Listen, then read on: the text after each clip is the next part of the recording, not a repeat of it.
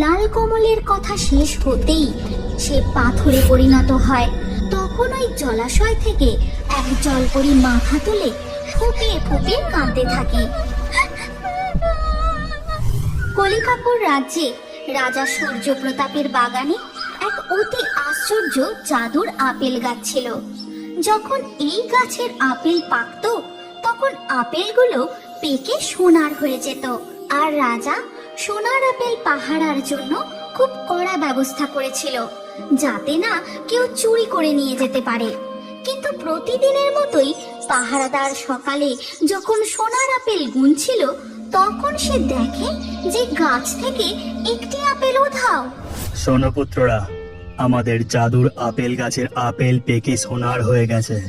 তোমরা তো জানোই কেন ওই আপেলের কারণে আমরা সমস্ত রাজার থেকে বেশি শক্তিশালী ও ধনবান। আর সেই জন্যই সবার নজর ওই সোনার আপেলের উপর।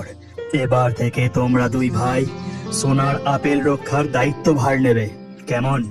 ঠিক তখনই পাহাড়দার দৌড়তে দৌড়তে রাজসভায় এসে বলে, মহারাজ, সর্বনাশ হয়ে গেছে, গাছ থেকে একটি সোনার আপেল চুরি হয়ে গেছে। এ তুমি কি বলছো? সোনার আপেল চুরি হয়ে গেছে? এ কি করে সম্ভব? এত কড়া পাহারা থাকা সত্ত্বেও চুরি হলো কি করে? এরপর রাজা নিজে তার বাগানে গিয়ে সোনার আপেলগুলো গুনে দেখেন যে সত্যি সত্যি গাছে একটি আপেল কম। পুত্র নীলকমল, লাল কমল, আজ থেকে প্রতি রাতে সোনার আপেল তোমরা পাহারা দেবে। ঠিক আছে পিতা, আমি বড়, তাই আমি প্রথম পাহারা দেব। ভাই না হয় কালকে দেবে। ঠিক আছে, তবে তাই হোক। এই কথা বলে রাজা সূর্য প্রতাপ মহলে চলে যান। আর সেদিন রাত হতেই রহস্যময়ী সোনার আপেল পাহারা দিতে থাকে লাল কমল। কত রাত হয়ে গেল, এখনো পর্যন্ত কোনো চোরের দেখা পেলাম না। যাই হোক, আমাকে ভালো করে সারা রাত পাহারা দিতে হবে। ঠিক তখনই কোথা থেকে যেন এক মিষ্টি সুগন্ধ সোনার আপেল গাছের দিকে ভেসে আসে। কি সুন্দর, কি মিষ্টি এই সুগন্ধ! আমার মন প্রাণ সব জুড়িয়ে গেল। যেন মনে হয় চোখ বন্ধ করে এই সুগন্ধ অনুভব করেই যাই।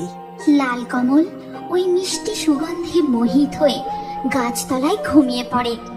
আর পরের দিন সকালবেলা তার ঘুম ভাঙতেই সে দেখে যে গাছ থেকে আরো একটি সোনার আপেল চুরি হয়ে গেছে।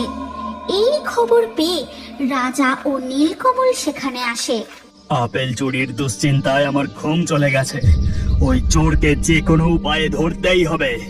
পিতা, আজ আমি পাহারায় থাকবো। আমি অবশ্যই ওই চোরকে হাতে নাতে ধরবো। এরপর ধীরে ধীরে রাত হয়ে যায়। আর রাত গভীর হতেই আপেল গাছের দিকে ভেসে আসে সেই মিষ্টি সুগন্ধ। এই নিশুতি রাতে এই মিষ্টি সুগন্ধ আমার মোটেও সুবিধার মনে হচ্ছে না। আমাকে এক্ষুনি এখান থেকে দূরে সরে গিয়ে সোনার আপেলের উপর লক্ষ্য রাখতে হবে। এই বলে নীলকমল দূরে এক গাছের আড়াল থেকে লুকিয়ে আপেল গাছের দিকে তাকিয়ে থাকে। ঠিক তখনই সে দেখে একটি সুন্দর নীল পাখি একটা সোনার আপেল চুরি করে নিয়ে পালাচ্ছে। ঠিক তখনই রাজকুমার নীল পাখিটির দিকে তীর নিক্ষেপ করে। সেই তীর পাখির গায়ে গিয়ে না লাগলেও তার একটি নীল পালক খসে মাটিতে পড়ে। এরপর ধীরে ধীরে সকাল হয়ে যায়। রাজা ও লাল কমল সোনার আপেল গাছের কাছে আসে। তখন নীল কমল, দেখুন পিতা, এই অতি আশ্চর্য নীল পালকটি দেখুন। আমাদের সোনার আপেলের থেকেও এই নীল পালক কত সুন্দর, দেখেই যেন মন ভরে যায়। কার এই পালক? এই পালক তুমি কোথায় পেলে? এই নীল পালক আমাদের সোনার আপেল চোরের পালক। কাল রাতে আমার তীর থেকে কোনো রকম বেঁচে পালিয়েছে, কিন্তু এই পালকের নিশানা দেখে আমি তাকে ঠিক খুঁজে বের করব। আমি বড়, তুমি আমাকে ওই নীল পালকটি দাও। আমি আজই ওই পাখি খোঁজার উদ্দেশ্যে রওনা দেব। নীল কমল ওই নীল পালক লাল কমলের হাতে দিয়ে দেয়। লাল কমল সেটি নিয়ে নীল পাখি খোঁজার উদ্দেশ্যে বেরিয়ে পড়ে। গভীর জঙ্গলের পথ ধরে হাঁটতে হাঁটতে লাল কমল, নীল পাখি, তুমি কোথায়? দেখো, আমি তোমার জন্য সোনার আপেল এনেছি। নীল পাখি, তুমি কোথায়? ঠিক তখনই একটি কাক গাছের ডালে বসে লাল কমলকে বলে, রাজকুমার চলেছে নীল পাখির খোঁজে, কিন্তু নীল পাখি যে বড্ড বাজে, সে পাথর বানায় কথার ভাঁজে। এই কাক, কি সব বাজে বাজে কথা বলছো? তুমি কি করে জানলে আমি নীল পাখির খোঁজে যাচ্ছি? আমি সব জানি, আমি এটাও জানি ওই নীল পাখি কোথায় থাকে, আরো জানি ওই নীল পাখি তোমায় করে দেবে পাথর। মানে ওই নীল ক্ষুদ্র পাখি আমাকে কি করে পাথর করবে? তুমি আমাকে বলো ওই নীল পাখি কোথায় থাকে? এরপর কাক লাল কমলকে নীল পাখির ব্যাপারে সমস্ত কিছু খুলে বলে। আর মনে রেখো, তুমি কিন্তু ওই নীল পাখির ফাঁদে পা দিয়ে তার সাথে কথা বলবে না। আসল কাজটা করে ফিরে আসার আগে পর্যন্ত কোনো কথা বলা চলবে না, মুখ বুজে থাকবে। ঠিক আছে, আমি তাই করব। এবার তবে আমি আসি। এই বলে লাল কমল জঙ্গলের পথ ধরে ওই নীল পাখির উদ্দেশ্যে হেঁটে যেতে থাকে। অনেক দুর্গম পথ অতিক্রম করে কাকের কথা মতো পৌঁছায় সেই জায়গায়। ওরে বাবারে, এরা কারা? এখানে কত সবার পাথর মূর্তি। ওই তো পাশে জলাশয়টাও আছে, আর আর ওই যে গুহাটাও দেখা যাচ্ছে। যাই, আমি একটু এগিয়ে যাই। লাল কমল আরো কিছুটা এগিয়ে গিয়ে আশেপাশে নীল পাখিটিকে খুঁজতে থাকে। ওই নীল পাখিটা যে কোথায় কি জানি। তাড়াতাড়ি ওকে বন্দি করে তারপর এখানে কাজ সম্পন্ন করে ফিরে যেতে হবে। এই কথা শেষ হতে না হতেই ওই অপূর্ব নীল পাখিটি উড়ে এসে লাল কমলের কাঁধে বসে। বোকা রাজকুমার, তুমি আমাকে ধরতে এসেছো? তুমি কি মনে করেছো সোনার আপেল আমি নিজের জন্য চুরি করেছি? আমি তার শক্তি বাড়ানোর জন্য সোনার আপেল চুরি করি। নীল পাখির এই কথা শুনে লাল কমল মনে মনে ভাবে, কার শক্তি বাড়ানোর জন্য এই নীল পাখি আমাদের সোনার আপেল চুরি করে আনছে? কিন্তু কাক তো আমাকে এই নীল পাখির সাথে কথা বলতে বারণ করেছে। কি যে করি? ঠিক তখনই ওই নীল পাখি আবার বলে, কি ভাবছো লাল কমল? ভাবছো আমায় বন্দি করে নিয়ে গেলে তোমার পিতার রাজ সিংহাসন তোমায় দেবে? কখনো না। না, আমি বড়। রাজ সিংহাসনের অধিকার শুধু আমার। সিংহাসনে শুধু আমি বসবো। তুমি বলো, পিতা কাকে রাজ সিংহাসন দেবেন? লাল কমলের কথা শেষ হতেই সে পাথরে পরিণত হয়। আর ওই নীল পাখি হাসতে হাসতে বলে, বোকা রাজকুমার, এসেছিল আমায় ধরে নিয়ে যেতে। ঠিক তখনই গুহার ভেতর থেকে বেরিয়ে আসে এক ভয়ঙ্কর ডাইনি। আর সে বলে, সাবাস আমার নীল পাখি, তুই খুব ভালো কাজ করেছিস। যা, আজ রাত হলে আবার রাজার সোনার আপেল চুরি করে নিয়ে আসবি। তখন ওই জলাশয় থেকে এক জলপরি মাথা তুলে ফুপিয়ে ফুপিয়ে কাঁদতে থাকে।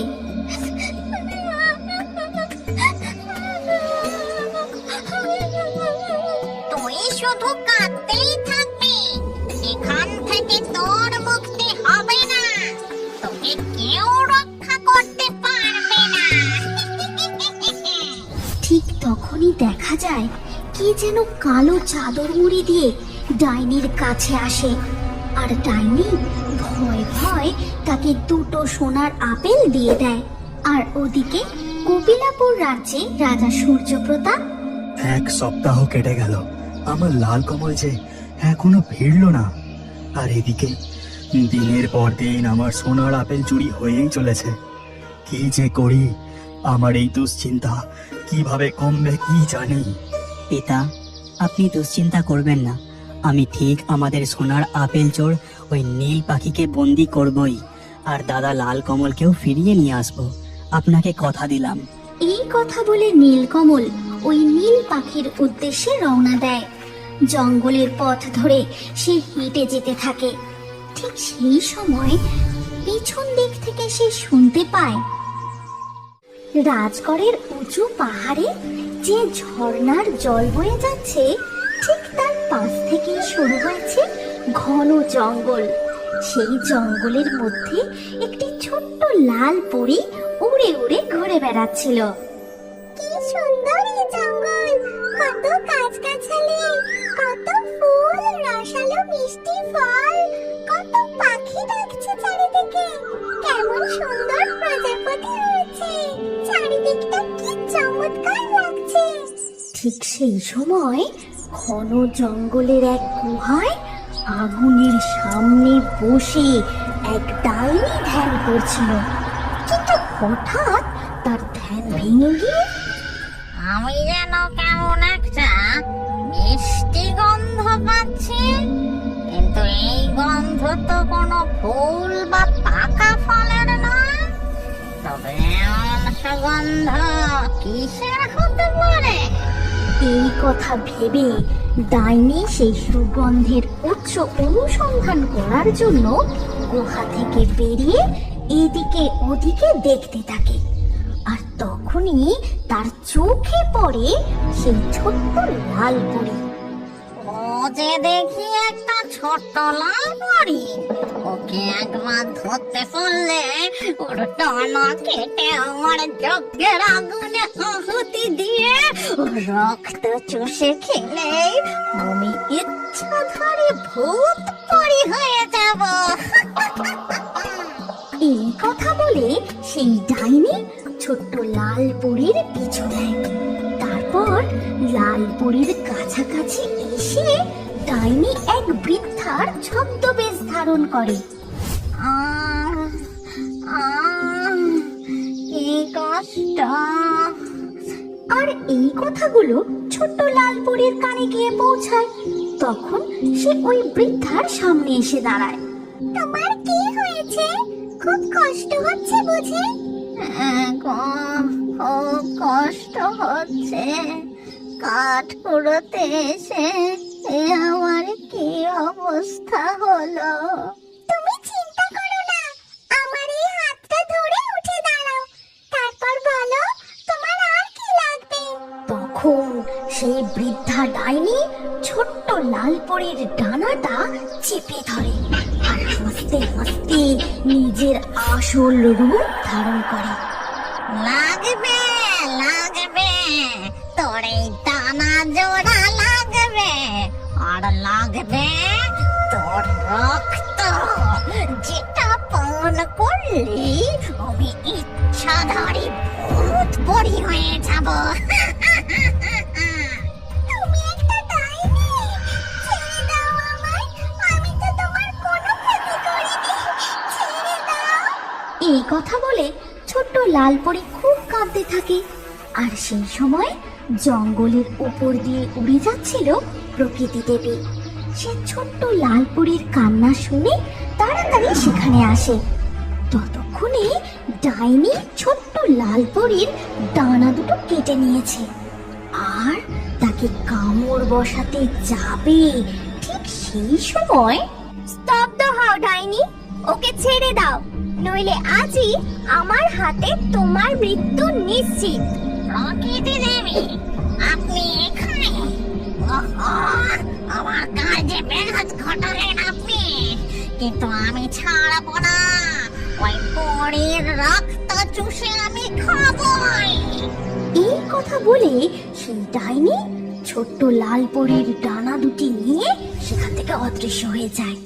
এবার তুমি আমায় বলো, কে তুমি, এখানে কি করছো, আর ডাইনি তোমাকে ধরলো কি করে? রাজগড় পাহাড়ের ঝর্ণার পিছনে আমাদের পরীর দেশ। না না না লালপরি, আমি তোমাকে কিছুতেই যেতে দিতে পারি না। তুমি যে এখনো খুব ছোট। তুমি একদম ভয় পেও না মা, আমার কিচ্ছু হবে না। আমি ঝর্ণার ওপারে পৃথিবী রাজ্যের জঙ্গলটা একটু ঘুরেই চলে আসবো। শুনে রাখো লালপরি, যদি তোমার ডানায় কোনোভাবে আঘাত লাগে তাহলে কিন্তু তুমি আর এখানে ফিরে আসতে পারবে না। তোমাকে চিরকালের জন্য মানব রূপেই ওই জগতে বসবাস করতে হবে। তারপর আমি আমাদের পরিরাজ্য থেকে ঝর্ণার জলের জাদু পথ ধরে জঙ্গলের মধ্যে উড়ে উড়ে জঙ্গলের শোভা দেখছিলাম। ঠিক আছে, তুমি চিন্তা করো না, আমি তোমার সাথে আছি। আর এখন আমি যেরকমটি বলবো তুমি সেভাবেই কাজ করো। এরপর প্রকৃতি দেবী জাদু করে জঙ্গলের মধ্যে বয়ে যাওয়া নদীতে একটা ছোট্ট নৌকা নিয়ে আসেন। যাও লালপরি, তুমি ওই নৌকায় গিয়ে উঠে বসো। যতক্ষণ না এই নৌকা অন্য কেউ না থামাচ্ছে ততক্ষণ তুমি নৌকা থেকে নামবে না।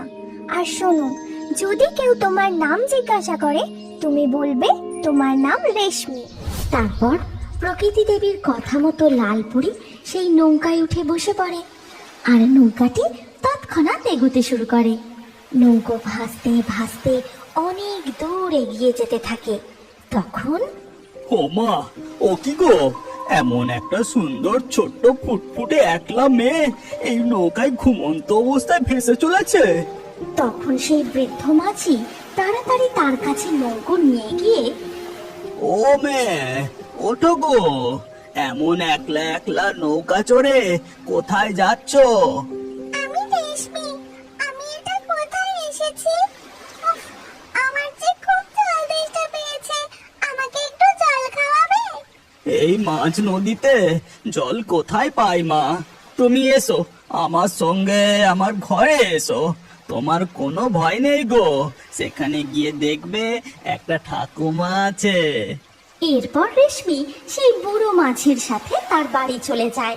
আর সেখানে গিয়ে ও গিন্নি, দেখো কাকে এনেছি। তুমি একজন সঙ্গী চাইছিলে না, এই দেখো ভগবান তোমার জন্য একটা ছোট্ট নাতনি পাঠিয়ে দিয়েছেন। ও মা, একে কোথা থেকে পেলে গো? কেমন ফুটফুটে মিষ্টি দেখতে।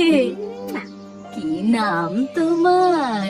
আচ্ছা, ওসব না হয় তুমি পরে শুনো, আগে ওকে ঘরের ভেতরে নিয়ে যাও, বেচারিকে দুটো খেতে দাও, একটু জল দাও, ওর যে খুব তেষ্টা পেয়েছে গো। সেই বৃদ্ধা লালপরীকে ঘরে নিয়ে যায়।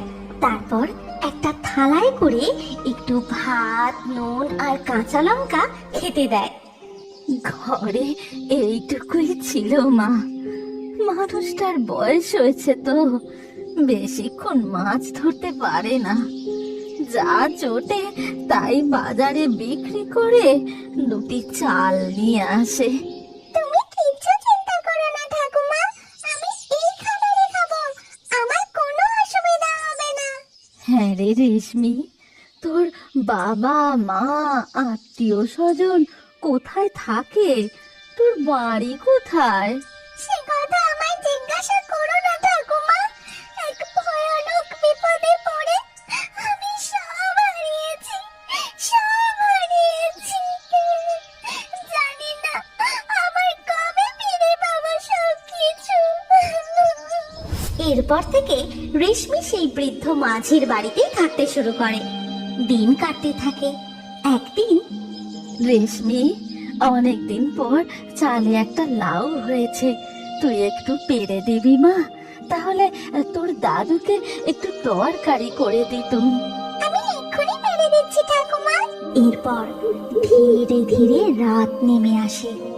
আর পরের দিন সকাল হতেই ওগো শুনছো? কি চমৎকার হয়েছে, একবার দেখে যাও, দেখে যাও। কি হয়েছে গো গিন্নি? মাথাটা কি তোমার খারাপ হলো নাকি? সাত সকালে এমন হই হই করে চিৎকার করছো কেন? চালের ওপরে দেখো, গাছ একেবারে লাউয়ে ভরে গেছে। টমেটো গাছে টমেটো, বেগুন গাছে বেগুন। এ কি করে সম্ভব? এ যে একেবারে অবিশ্বাস্য। কবে সেই টমেটো, বেগুন, লাউ গাছ বসিয়েছি, আজ পর্যন্ত কোনোদিনও একটা ফুল ফুটতে দেখলাম না। তাতে সেখানে গাছে একেবারে ফলে ফুলে ভরে গেছে। ঠিক সেই সময় সেখানে ওই ডাইনিটা আবার এসে হাজির হয়। গাছে ফলে ফলে ভরে গেছে, তোরা ওই পরীর জাদু করা গাছের ফল খা, আর আমি ওর রক্ত চুষে খাই। অনেকদিন খোঁজার পর আজ তোকে পেয়েছি লালপরি। ও মা গো, এদ ডাইনি গো, আর আর কোন পরীর কথা বলছে গো? কার রক্ত চুষে খাবে বলছে গো? এদিকে ডাইনি তখন ছোট্ট লাল পরীর দিকে এগোতে থাকে। তারপর তার গলা টিপে ধরে কামড় বসাতে যায়।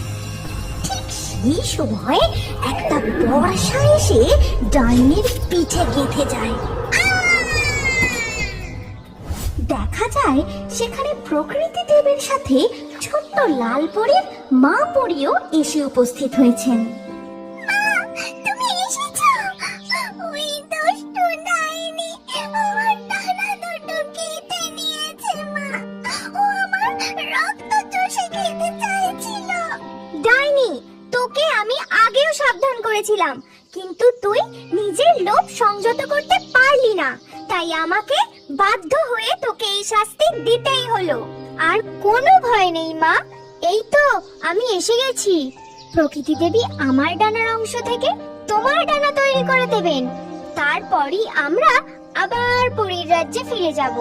এরপর প্রকৃতি দেবী মা পরীর ডানা থেকে একটা পালক তুলে নিয়ে পালকটি ছোট্ট লাল পরীর কাঁধে ছুঁয়ে মনে মনে মন্ত্র পড়তেই ছোট্ট লাল পরীরও দুটি সুন্দর পাখনা তৈরি হয়ে যায়।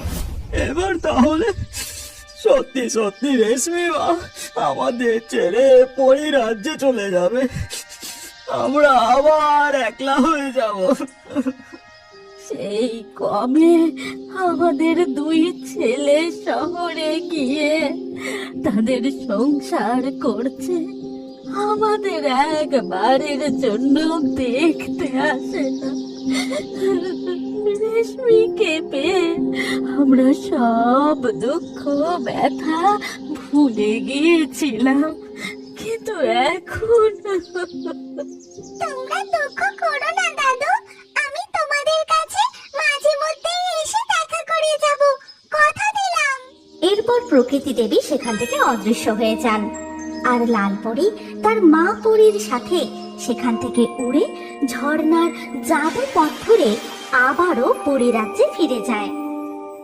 তুমি কি এখনো বড় হয়ে কার্টুন দেখতে ভালোবাসো? তাহলে তোমার নাম ও বয়স কমেন্টে জানাও। আর আগের ভিডিও থেকে লাকি ড্রয়ে নির্বাচিত নামগুলি হলো পপি, আমিনা, সৃজা, কৃষ্ণা, সানাউল্লাহ, সাথী, রেহান, মুজামেল, রিধিকা, ছন্দা, মাহমুদা, দিয়া, রুমন, কৌশানী, তাসকিন। যে সকল দর্শক আমাদের চ্যানেল সাবস্ক্রাইব করে তারপরে কমেন্টে নাম লিখেছেন, আমাদের পরবর্তী ভিডিওতে তাদেরই নাম বাছাই করা হবে।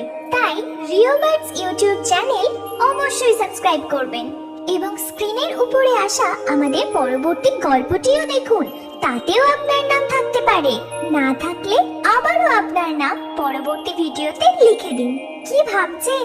তাড়াতাড়ি ক্লিক করে দেখুন।